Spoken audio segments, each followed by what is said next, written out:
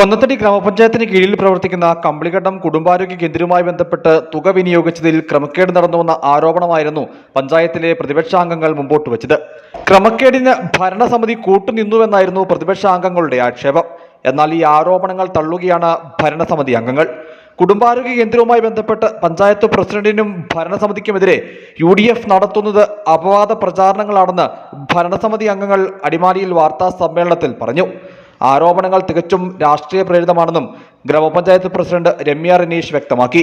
കമ്പിളിയാണ്ട് FHSയുമായി ബന്ധപ്പെട്ട് അല്ലെങ്കിൽ ക്രമക്കേട് കണ്ടെത്തി എന്ന് പറഞ്ഞുകൊണ്ട് പഞ്ചായത്ത് പ്രസിഡന്റിനും ഭരണസമിതിക്കും എതിരായുള്ള UDF നടത്തുന്ന അപവാദ പ്രചരണങ്ങളും രാഷ്ട്രീയ പ്രേരിതമാണെന്നും അതിൽ ക്രമക്കേട് കണ്ടെത്തിയത് ഭരണസമിതി തന്നെ ക്രമക്കേട് കണ്ടെത്തിയിട്ടുണ്ട്. അത് രാഷ്ട്രീയ പ്രേരിതമായി അല്ലെങ്കിൽ രാഷ്ട്രീയമായ പ്രചരണങ്ങൾക്ക്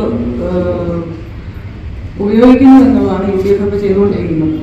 അതിന് ഞങ്ങൾ കണ്ടെത്തിയ അല്ലെങ്കിൽ പഞ്ചായത്ത് കണ്ടെത്തിയ ക്രമക്കേടിനെതിരായി പഞ്ചായത്ത് ഭരണസമിതി ബന്ധപ്പെട്ട ഉദ്യോഗസ്ഥർക്ക് നേരിട്ട് അല്ലെങ്കിൽ ഉദ്യോഗസ്ഥർക്കെതിരെയുള്ള ശിക്ഷാ നടപടികൾ നടത്തണം എന്ന് പറഞ്ഞുകൊണ്ട് ഉന്നത ഉദ്യോഗസ്ഥർക്ക് അതുപോലെ വകുപ്പ് മന്ത്രിക്കും പരാതി നൽകിയിട്ടുള്ളതാണ്.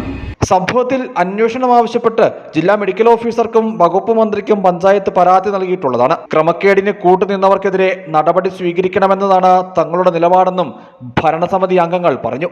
അടിമാലിയിൽ നടന്ന വാർത്താ സമ്മേളനത്തിൽ പ്രസിഡന്റും വൈസ് പ്രസിഡന്റും ഉൾപ്പെടെയുള്ള ഭരണസമിതി അംഗങ്ങൾ പങ്കെടുത്തു. News bureau, Adimali.